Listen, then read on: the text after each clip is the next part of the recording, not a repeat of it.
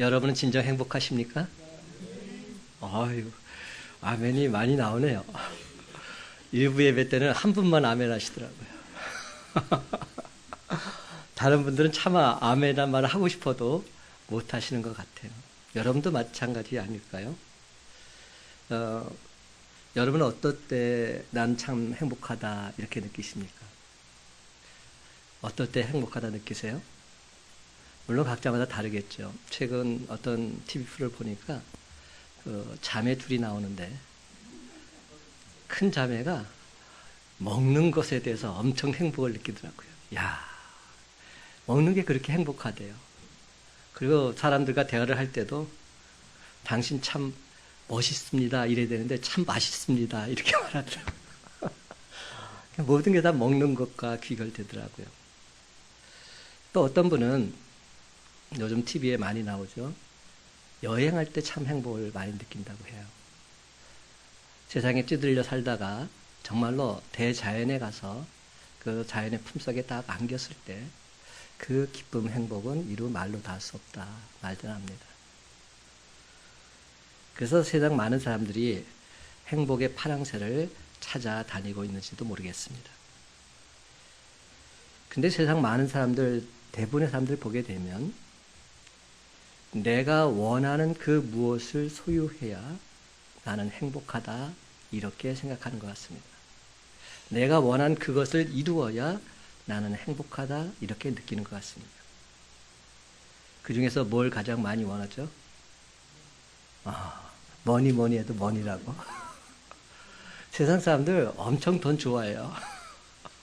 그래서 돈 주면 너무나 기뻐하죠. 행복하다 말들 합니다. 돈을 많이 벌면 행복할 거다. 여러분도 이렇게 생각하십니까? 그래서 돈을 사랑할 정도로 돈 버는 일에 열중해 보신 적 있으십니까? 디모데전서 6장 10절은 말합니다. 돈을 사랑하는 것이 일만하게 뿌리가 되나니 이것을 탐내는 자들은 미혹을 받아 믿음에서 떠나 많은 근심으로써 자기를 찔렀도다. 아멘이세요? 아멘하기 쉽지 않은데. 또 어떤 사람들은 지식이 많으면 행복할 것이라 생각해서 오로지 공부와 연구하는 일에만 전념해 보는 그런 사람들이 있습니다. 죽으라고 공부하는 사람도 있어요. 목숨 걸고.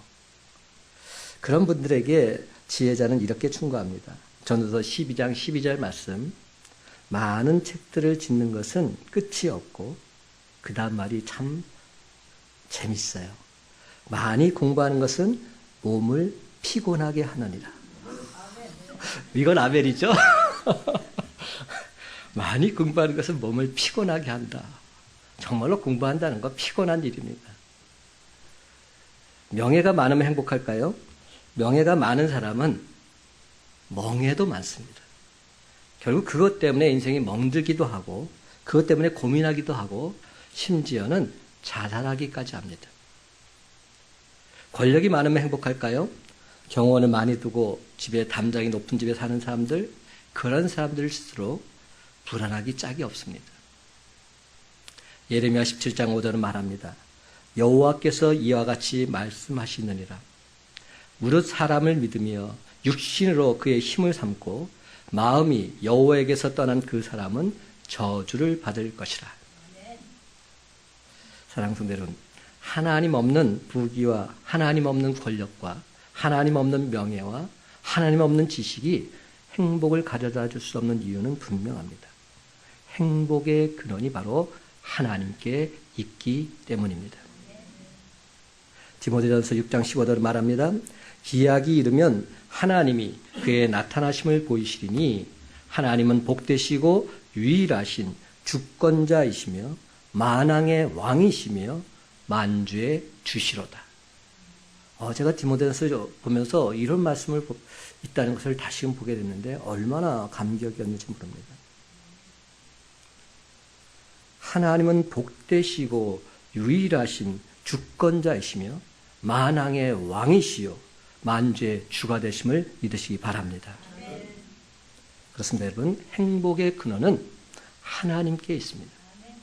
인간은 하나님과의 관계를 통해서만 진정 행복을 누릴 수 있습니다. 그렇다면 여러분께 한번 물어보겠습니다. 하나님을 믿는 여러분 행복하십니까? 아까보다 좀 세졌네요. 그래서 여전히 아멘이 잘 안 나오죠? 저와 여러분이 진정 하나님을 믿는다면 하나님을 생각할 때마다 행복이 콸콸 넘쳐 흐르게 되어 있어야 합니다. 저와 여러분이 정말로 하나님을 믿는다면 이 질문에 이 자리에 있는 저와 여러분 우리 모두는 기쁨과 감격에 넘쳐서 아멘 크게 화답할 수 있어야 합니다. 하지만 우리 마음속엔 왠지 모르게 자신이 없습니다. 분명히 아멘 속으로는 하고 싶어요. 근데 밖으로 나오지 않습니다. 말하고 싶지만 말이 안 나오는 겁니다. 참된 행복이 무엇인지 아직도 온전히 깨닫지 못하고 있기 때문은 아닐까요? 그러므로 오늘 주신 말씀을 통해서 행복의 비밀을 깨닫고서 나는 참 행복합니다. 진실된 고백을 하나님께 드리는 저와 여러분이 다 되시기를 예수님의 이름으로 간절히 축원합니다. 첫 번째로 말씀대로 살면 행복합니다. 한번 따라해 봅시다. 말씀대로 살면 행복합니다. 1절 말씀 한 목소리 있습니다. 1절입니다. 시작. 할렐루야. 여호와를 경외하며 그의 계명을 크게 즐거워하는 자는 복이 있도다. 아멘. 그의 계명을 크게 즐거워하는 자는 복이 있도다. 여러분 이 말씀을 하면서 오늘 본문 1절은 이렇게 시작됩니다.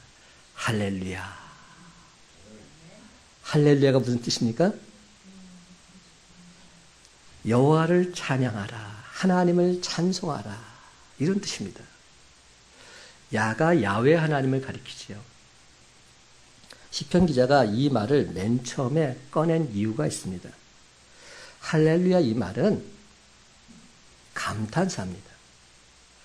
우리가 항상 말을 하다 보면 나도 모르게 튀어나오는 말이 먼저 있어요. 그 사람을 보면 항상 그 사람의 말의 특성이 있죠. 습관이 있습니다. 지금 이 시편 기자는 항상 뭐부터 튀어나오냐면 할렐루야 이 말부터 나오는 겁니다. 무조건 할렐루야 하고 나서부터 자기가 하고 싶은 말을 하고 있는 겁니다. 이 말의 뜻은 무엇일까? 과연 그렇습니다. 감탄사부터 하고 있는 겁니다.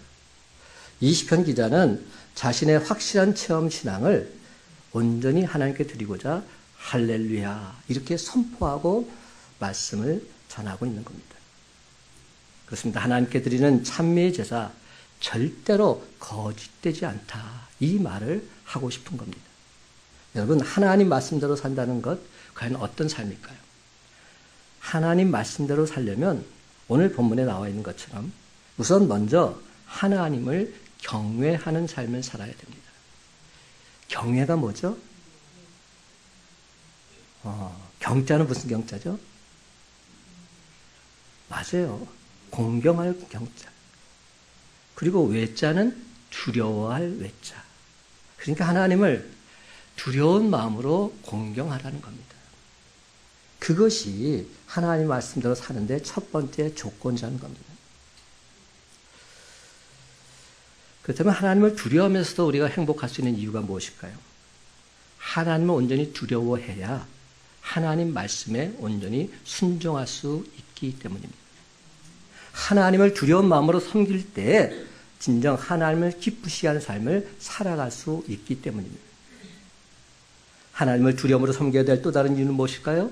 하나님을 두려워할 줄 알아야 진정 경건한 삶을 살 수 있게 되는 겁니다. 현대 기독교인들의 가장 심각한 문제가 뭔지 아세요? 저는 분명히 이것이 사실이라 생각합니다.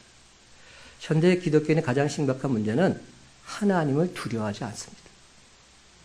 입술로는 하나님을 두려워합니다.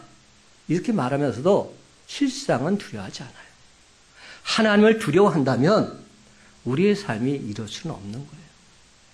하나님을 진정 두려워한다면 내 모습이 이럴 수는 없는 거예요. 내가 지금 하나님을 두려워하지 않고 있다는 반증인 것이죠. 한마디로 하나님 앞에서 겁을 상실했어요. 겁이 없어요. 그러하기에 만복의 근원이신 하나님을 믿고 있으면서도 행복하지 않아요. 그러면 여러분, 하나님께서 주신 복을 받아 누릴 자가 누구일까요? 두렵고 떨리는 마음으로 하나님을 온전히 섬기는 자.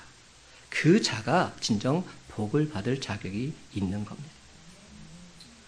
근데 우리가 하나님 말씀대로 살려면 또한 하나님 말씀, 그 계명을 크게 즐거워해야 합니다. 여기서 계명이 바로 하나님 말씀이죠.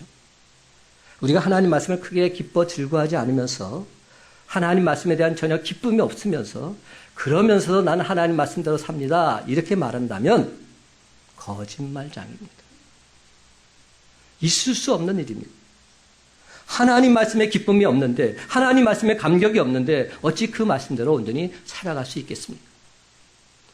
그럼 우리는 먼저 하나님 말씀을 크게 기뻐 즐거워해야 합니다.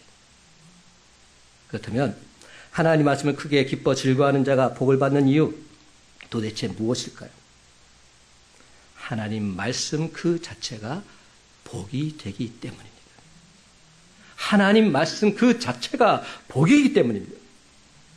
하나님 말씀을 우리에게 주신 이유가 우리 인간들이 이 말씀을 통해서 행복하게 살도록 하기 위함이라 성경은 분명히 말씀합니다. 신명기 10장 13절 말씀, 내가 오늘 내 행복을 위하여 내게 명하는 여호와의 명령과 규례를 지킬 것이 아니냐. 그렇습니다. 하나님 말씀 속에 참된 행복이 있음을 믿으시기 바랍니다. 하나님 말씀은 사람들이 어떻게 하면 행복하게 살 수 있는지, 어떻게 하면 하나님 복을 받아 누리면서 살아갈 수 있는지 그 방법을 가르쳐주고 있습니다. 시편의 가장 첫 번째는 어떻게 시작되죠? 시편 1편 1절 2절, 시편 1절 첫 부분과 2절 말씀 제가 한번 읽습니다. 복 있는 사람은, 이렇게 시작됩니다. 복 있는 사람은 오직 여호와의 율법을 즐거워하여 그의 율법을 주야로 묵상하는 도다. 아멘입니다. 여러분, 진정 복 있는 사람, 행복한 사람은 오직 하나님 말씀을 즐거워해서 그 말씀을 주야로 묵상하며 사는 자인 줄 믿으시기 바랍니다. 그렇다면 우리가 하나님 말씀을 즐거워할 때 왜 복을 받게 될까요? 하나님 말씀을 통해서 우리의 앞길이 평탄해질 뿐만 아니라 사방에 꽉 막혀 있다 할지라도 뻥 뚫리는 형통의 축복 받게 되기 때문입니다. 여호수아서 1장 7절과 8절은 분명히 말씀합니다. 오직 강하고 극히 담대하여 나의 종 모세가 네게 명령한 그 율법을 다 지켜 행하고 우로나 좌로나 치우치지 말라. 그리하면 어디로 가든지 형통하리니 이 율법책을 내 입에서 떠나지 말게 하며 주야로 그것을 묵상하여 그 안에 기록된 대로 다 지켜 행하라. 그리하면 내 길이 평탄하게 될 것이며 내가 형통하리라. 아멘입니다. 사랑하는 성도 여러분, 먼저 하나님을 경외하는 마음으로 하나님 말씀을 주야로 묵상하면서 그 말씀대로 살고자 애쓰고 힘쓰시기 바랍니다. 그래서 모세처럼, 여호수아처럼, 아니 다윗처럼 늘 항상 하나님이 동행하는 행복한 주의 자녀들이 다 되시기를 예수님의 이름으로 간절히 축원합니다. 두 번째로, 하나님만 믿으면 행복합니다. 한번 따라 합시다. 하나님만 믿으면 행복합니다. 7절 말씀 한 목소리 있습니다. 7절입니다. 시작. 그는 흉한 소문을 두려워하지 아니하며 여호와를 의뢰하고 그의 마음을 굳게 정하였도다. 아멘. 여러분, 하나님만 믿으면 행복할까요? 물론 행복합니다. 하나님을 나의 주인으로 모시면 정말 행복합니다. 내 인생을 전적으로 하나님께 맡기면 참된 행복을 누리게 되어 있습니다. 하나님께서는 아브라함을 찾아오셔서 수시로 이렇게 말씀하셨습니다. 내가 너로 큰 민족을 이루고 내게 복을 주어 내 이름을 창대하게 하리니 너는 복이 될지라. 내가 이 땅을 내 자손에게 주리라. 내가 내 언약을 나와 너 사이에 두어 너를 크게 번성하게 하리라. 내가 너를 여러 민족의 아버지가 되게 하리라. 내가 너를 힘이 번성하게 하리니 내가 내게서 민족들이 나게 하며 왕들이 내게로부터 나오리라. 내가 너와 내 후손에게 내가 거류하는 이 땅 곧 가나안 온 땅을 주어 영원한 기업이 되게 하고 나는 그들의 하나님이 되리라. 내가 그에게 복을 주어 그가 내게 아들을 낳아주게 하며 내가 그에게 복을 주어 그를 여러 민족의 어머니가 되게 하리니 민족의 여러 왕이 그에게서 나리로다.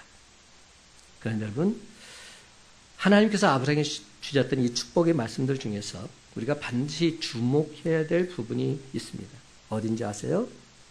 어찌하게, 창대하게, 번성하게, 영원한 기업이 되게, 아들을 낳아주게, 여러 민족의 아버지가 되게, 여러 민족의 어머니가 되게, 어찌하게. 근데 여러분, 이 말들의 주어는 예외 없이 하나님이십니다. 하나님이 주어이십니다. 그리고 이 말씀은 하나님께서 약속하신 그대로 반드시 이루어졌습니다.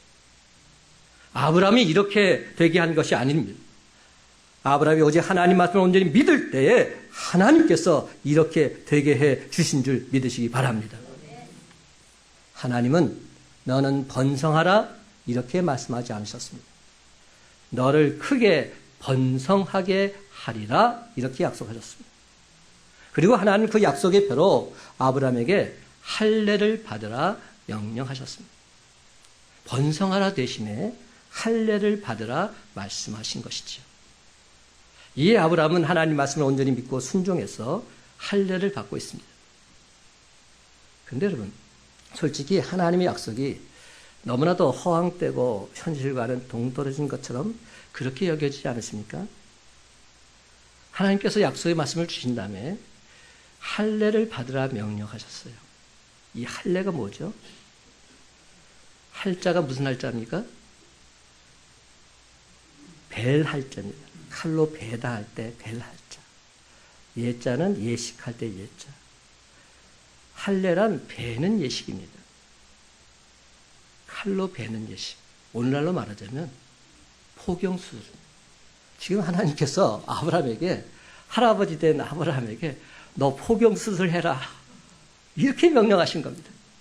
여러분, 이 말씀을 그냥 하나님 말씀이니까 무조건 우리가 받아들이는 그런 거 잘못된 방식입니다.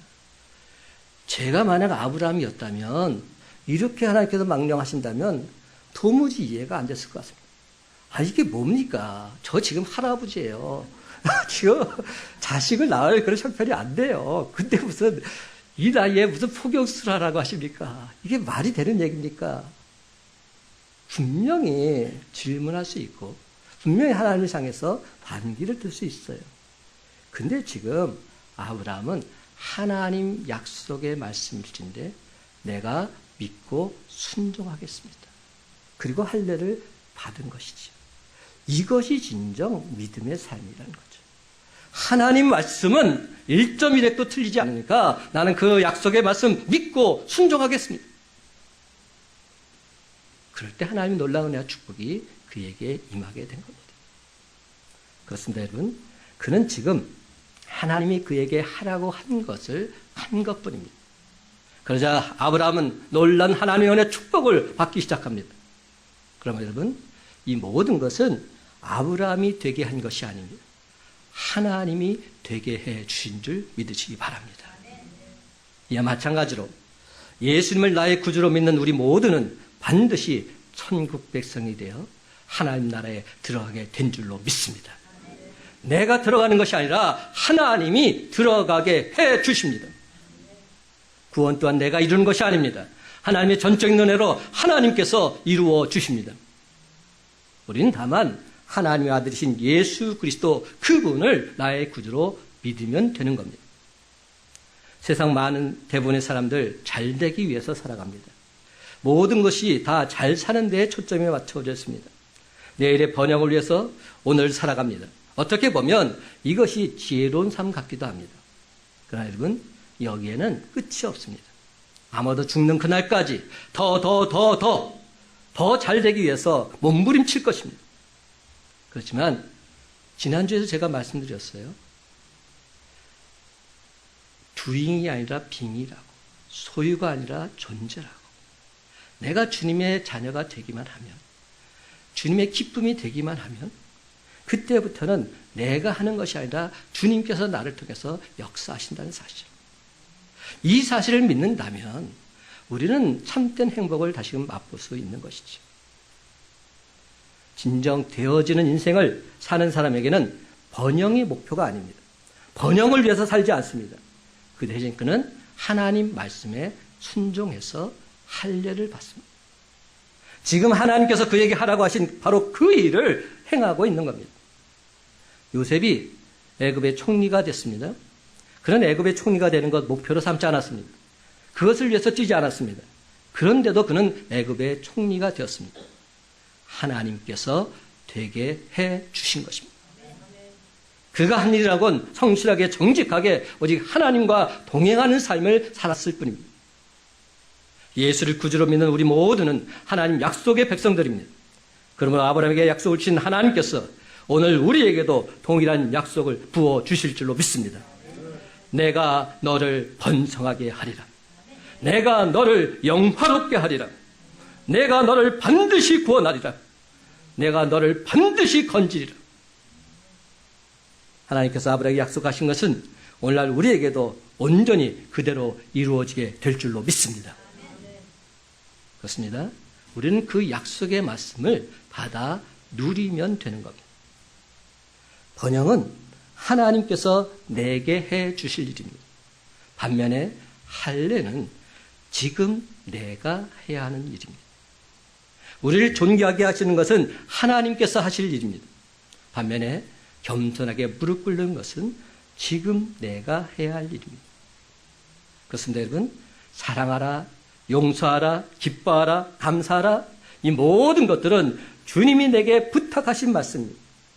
그러할진데 우리가 진정 그리스도인이라면 그 일을 지금 바로 행해야 할 줄로 믿습니다. 사랑하는 성도 여러분, 되려는 인생 피곤합니다. 왜죠? 자신이 도저히 할 수 없는 그 일을 감당하려고 하기 때문에. 그러나 되어지는 인생은 참된 평강, 참된 안식이 있습니다. 되려는 인생은 목이 마릅니다. 하지만 되어지는 인생은 늘 항상 만족합니다. 되려는 인생은 행복하기 위해서 애쓰며 삽니다. 하지만 되어지는 인생은 애쓰지 않고도 행복하게 살 수 있습니다. 왜냐하면 하나님께서 저와 여러분의 인생, 저와 여러분의 삶 온전히 책임져 주시기 때문에. 근데 오늘 말씀을 읽다 보면 좀 이해가 안 되는 부분이 있습니다. 7절 말씀, 어찌 보면 안타까운 말씀이죠. 그는 흉한 소식을 두려워하지 아니하며, 이렇게 시작됩니다.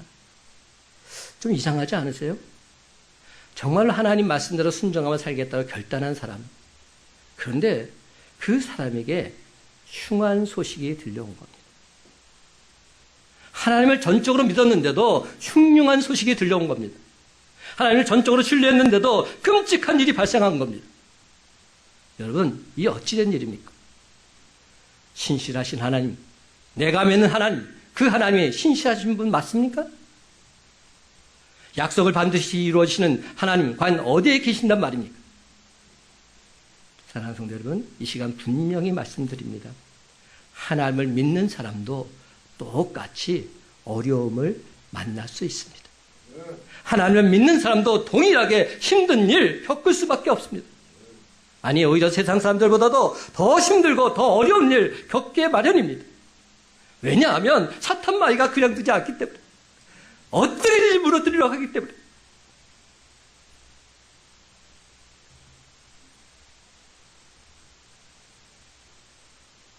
하지만 여러분, 흉흉한 소식이 경건한 자 결코 무너뜨릴 수 없습니다. 결단코 압도할 수 없습니다. 오늘 시편 기자는 이렇게 분명히 선언합니다. 7절 말씀 다 같이 다시 한번 읽어볼까요? 7절 말씀 시작. 여호와를 의뢰하고 그의 마음을 굳게 정하였도다. 그 다음 말이 이렇게 되어 있습니다. 그의 마음이 견고하여 두려워하지 아니할 것이라. 그는 흉한 소식을 두려워하지 아니하며 여호와를 의뢰하고 그의 마음을 굳게 정하였도다. 그의 마음이 견고하여 두려워하지 아니할 것이라. 우리가 너무나도 잘 아는 말씀, 이사야서 41장 8절에서 10절 말씀. 그러나 나의 종도 이스라엘아, 내가 택한 야곱아, 나의 벗 아브라함의 자손아, 내가 땅 끝에서부터 너를 붙들며 땅 모퉁이에서부터 너를 부르고 내게 이르기를 너는 나의 종이라. 내가 너를 택하고 싫어하여 버리지 아니하였다 하였노라. 두려워하지 말라, 내가 너와 함께하리라. 놀라지 말라, 나는 내 하나님이 됨이라. 내가 너를 굳세게 하리라. 참으로 너를 도와주리라. 참으로 나의 의로운 오른손으로 너를 붙들리라. 아멘입니다. 그렇습니다. 하나님께서는 당신 자녀 결단코 외면하지 않으시고 끝까지 지켜주시고 끝까지 보호해 주시고 끝까지 인도해 주심을 믿으시기 바랍니다. 그러면 여러분, 오늘 시간 나는 나의 주 나의 하나님을 온전히 믿습니다. 오직 하나님만 온전히 바라보며 살겠습니다. 다시금 분명히 결단하십시다. 사랑하는 성도 여러분, 하나님을 온전히 믿는 자답게 참된 행복을 누리면서 하나님 한 번만으로 즐거워하면서 하나님 그분을 진정 기쁘시게 하는 삶을 살아가는 저와 여러분의 복된 삶이 다 되시기를 예수님의 이름으로 간절히 축원합니다. 마지막 세 번째는 우리 믿는 자들의 가장 큰 기쁨이지요. 영생의 복이 있어서 행복합니다. 그렇습니다. 하나님의 자녀는 영생의 복이 있기에, 영원한 삶이 예배되어 있기에 행복하지 않을 수 없는 것이지요. 9절과 10절 말씀 다 같이 한 목소리로 있습니다. 시작. 그가 재물을 흩어 빈궁한 자들에게 주었으니 그의 의가 영구히 있고 그의 뿔이 영광 중에 들리리로다. 악인은 이를 보고 한탄하여 이를 갈면서 소멸되리니 악인들의 욕망은 사라지리로다. 아멘. 여러분 진정 무엇으로 만족하며 살고 계십니까? 비록 사람들은 알아주지 못해도 지금도 살아계신 하나님께서 저와 여러분을 인정하고 알아주신다는 그 사실만으로도 여러분 기쁘지 않으십니까? 그것만이라도 여러분 행복하지 않으십니까? 여러분의 이름이 교인 명부에 기록된 것으로 기뻐하지 마시고 하늘나라 생명책에 여러분의 이름이 기록된 것을 기뻐하며 살아가시기 바랍니다. 요한복음 1장 12절과 13절은 말합니다. 영접하는 자, 곧 그 이름을 믿는 자들에게는 하나님의 자녀가 되는 권세를 주셨으니 이는 혈통으로나 육정으로나 사람의 뜻으로 나지 아니하고 오직 하나님께로부터 난 자들이니라. 이 말이 중요합니다. 오직 하나님께로부터 난 자들. 저와 여러분은 오직 하나님께로부터 난 자들입니다. 하나님의 자녀들입니다. 그러니 하나님께서 그 아들, 그 딸 왜 외면하시겠습니까? 반드시 책임져 주시죠. 반드시 그를 들어서 하나님 영광을 돌리게 인도해 주시죠. 여러분들 자녀들 말썽 피우는 자녀들 혹시 없으세요? 있을 수 있어요. 근데 내가 낳은 내 자식은 아무리 공부를 못하고 말도 안 듣고 부모 속을 속인다 할지라도 그 자식 절대로 남의 자식 될 수 없습니다. 누가 뭐래도 내 자식은 내 자식일 것이죠. 내 아들은 내 딸입니다. 내 아들은 내 아들이요, 내 딸은 내 딸인 거예요. 좀 더 심한 표현을 쓰자면 내 자식이기에 그렇게 말썽 피우던 놈도 밤이 되면 집으로 들어오더라고요. 그냥 꾸역꾸역 들어와서 자더라고요. 여기서 무슨 말인지 아세요? 밤이 되었다는 것은 인생의 밤을 의미하기도 합니다. 죽음을 뜻하고 있다고 말할 수 있어요. 그 말은 무슨 말입니까? 예수님을 온전히 믿었다면, 예수님을 진짜 믿어서 주님의 자녀가 되었다면, 그 자녀가 죽음을 맞이하게 될 때 잘했든 못했든 잘났든 못났든 우리는 다 하나님의 자녀이기에 내 아버지의 집 천국이 우리 모두에게 예비되어 있는 줄 믿으시기 바랍니다. 우리는 당당히 들어갈 자격이 있는 자들입니다. 요한복음 5장 24절 말합니다. 내가 진실로 진실로 너에게 이르노니 내 말을 듣고 또 나 보내신 이를 믿는 자는 영생을 얻었고 심판에 이르지 아니하나니 사망에서 생명으로 옮겼느니라. 분명한 말씀입니다. 내 말을 듣고 주님 말씀을 듣고 하나님께서 보내신 자 예수 그리스도를 나의 구주로 믿는 자는 영생을 얻었다 하십니다. 얻을 것이다가 아닙니다. 얻었다입니다. 그리고 심판에 이르지 않는다 하십니다. 왜냐? 사망에서 생명으로 이미 옮겨졌기 때문에. 사랑하는 성도 여러분, 예수가 진정 나의 주 나의 그리스도이심을 믿고 고백한 사람 그 누구든지 구원의 문제는 다 끝나버린 겁니다. 우리는 이미 천국 시민권을 다 받아놓고 살아가는 자들입니다. 왜냐하면 우리가 예수님이 그리스도이심을 진심으로 믿는 순간 이미 성령 하나님께서 우리 영혼 속에 내주하셨어요. 저와 여러분을 하나님의 자녀로 삼아 주셨기 때문입니다. 그러면 여러분, 예수를 나의 구주로 믿고 하나님의 자녀가 된 저와 여러분은 이제부터는 구원을 받기 위해서가 아니라 하나님의 전적인 은혜로 구원받은 자답게 하나님을 진정 기쁘시게 하는 삶을 살아가는 저와 여러분 되시길 간절히 바랍니다. 이런 예를 한번 들어봅시다. 여러분, 제 아무리 돈이 많이 들어있는 통장을 가지고 있다 할지라도 비밀번호를 정확히 모르면 그 돈 은행에서 찾을 수 없습니다. 물론 몰라도 내가 이 돈을 소유자임을 증명할 수 있으면 나중에는 찾게 되지요. 그렇지만 그 과정을 거쳐야 합니다. 마찬가지로 성경이 있어도 정확한 구원의 비밀을 알지 못하면 천국에 들어갈 수 없는 겁니다. 반대로 우리가 통장 비밀번호를 온전히 알고 있다면 애쓰고 힘쓰지 않아도 쉽사리 돈을 찾을 수 있습니다.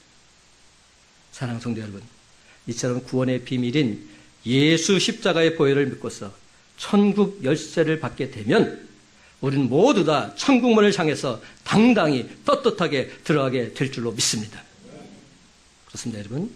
우리가 비록 이루 말로 다 할 수 없는 엄청난 죄를 지었다 할지라도 예수 십자가 보혈로 다 속죄함 받았기에 의인이라 칭함받은 의인이 된 줄로 믿습니다. 하나님께로부터 난 참된 행복, 참된 기쁨을 누리는 하나님의 자녀가 된 줄 믿으시기 바랍니다. 그러면 여러분, 우리는 하나님 말씀대로 살면 행복합니다. 하나님만 믿으면 행복합니다. 왜냐하면 하나님의 자녀들 영생의 축복이 예비되어 있기 때문이죠. 그렇습니다. 예수를 구주로 믿는 우리 모두는 진정 행복한 사람들입니다. 어떤 학자는 참된 행복을 사막의 오아시스에다 비유를 했어요. 한번 생각해 보세요. 사막에 오아시스가 있어요. 오아시스 그 주변은 어떨까요? 다 메마르고 황량합니다. 그러니까 오아시스는 그 주변 환경 때문에 아름다운 건 아닙니다. 오아시스가 진정 아름답고 신선할 수 있었던 이유는 그 비결이 오아시스에 있습니다. 오아시스 깊은 곳에서부터 샘솟는 물이 넘쳐나기 때문에 그래서 신비로운 것이지. 세상 사람들은 물론 이렇게 말할 수 있습니다. 나는 행복하다고. 왜냐하면 자식들이 다 잘 되고 내 사업이 번창하고 내 계획이 온전히 잘 추진되고 있기에 나는 행복할 수밖에 없다고. 그런데 여러분, 예수 믿는 우리는 그 행복의 기준이 달라야 됩니다. 예수 믿는 우리가 똑같은 기준을 적용하고 산다면 어떻게 될까요? 환경적이고 외부적인 요인에서만 그 행복의 기준을 발견하게 된다면 자식이 잘 안 될 때는 어떻게 하시겠습니까? 그 많던 돈이 다 사라지게 되면 어떻게 하시겠습니까? 권력이 없어지면, 그리고 내 건강이 다 피폐해지면, 명예가 없어지고 내가 갖고 있는 모든 것 다 사라지게 된다면 여러분의 행복도 다 싱그루처럼 사라지고 마는 것 아닐까요? 여러분, 이것이 기복신앙입니다. 많은 사람들이 예수 믿으면서 이 잘못된 기준을 갖고 신앙생활을 해요. 예수 믿으면 복 받는다고. 물론 복 받죠. 근데 그 복의 기준이 무엇입니까? 이 세상에서 잘 먹고 잘 사는 것? 이것이 복의 기준입니까? 그것이 사라질 때는 과연 어떻게 여러분들은 행동하시겠습니까? 복의 기준은 예수 그리스도이십니다. 복의 기준은 하나님이십니다. 주님을 내 안에 모시면 나는 행복한 사람인 겁니다. 왜냐하면 주님이 유일한 길이요, 진리요, 생명이시기에, 주님이 참된 평안이요, 참된 기쁨이시기에, 주님만 내 안에 모시면 나는 행복할 수밖에 없는 겁니다. 그 예수님께서 우리에게 이렇게 말씀하십니다. 요한복음 4장 14절 말씀, 내가 주는 물을 마시는 자는 영원히 목마르지 아니하리니 내가 주는 물은 그 속에서 영생하도록 솟아나는 샘물이 되리로다. 그렇습니다, 여러분. 예수 그리스도를 나의 구주로 믿고 고백하면서 생명수를 마시게 되면 내 안에 영생하도록 솟아나는 샘물이 넘쳐 흐르게 될 줄로 믿습니다. 나를 둘러싸고 있는 환경이 좀 안 좋다 할지라도, 어떤 일이 내 뜻대로 잘 안 된다 할지라도, 그래도 나는 내 마음속에 세상 사람들이 결코 이해할 수 없는 참된 행복의 근원이 있기에 나는 언제나 승리하는 삶을 살아가게 될 줄로 믿습니다. 그렇습니다. 참된 행복의 근원은 바로 예수님, 바로 나의 주, 나의 하나님이십니다. 요한복음 14장 27절은 말합니다. 평안을 너에게 끼치노니 곧 나의 평안을 너에게 주노라. 내가 너에게 주는 것은 세상이 주는 것 같지 아니하니라. 너는 마음에 근심하지도 말고 두려워하지도 말라. 누구의 평안? 나의 평안. 예수님의 평안이 우리에게 임하기만 하면 근심, 걱정, 두려움은 다 사라지게 될 줄로 믿습니다. 그러므로 여러분, 이제는 그리스도 예수 그리스도로 말미암아 죄와 사망에서 온전히 해방된 자답게, 이미 영생의 축복을 받은 자답게 여러분의 몸과 마음 하나님이 기뻐하시는 거룩한 산제물로 드리시기 바랍니다. 이제 말씀을 맺습니다.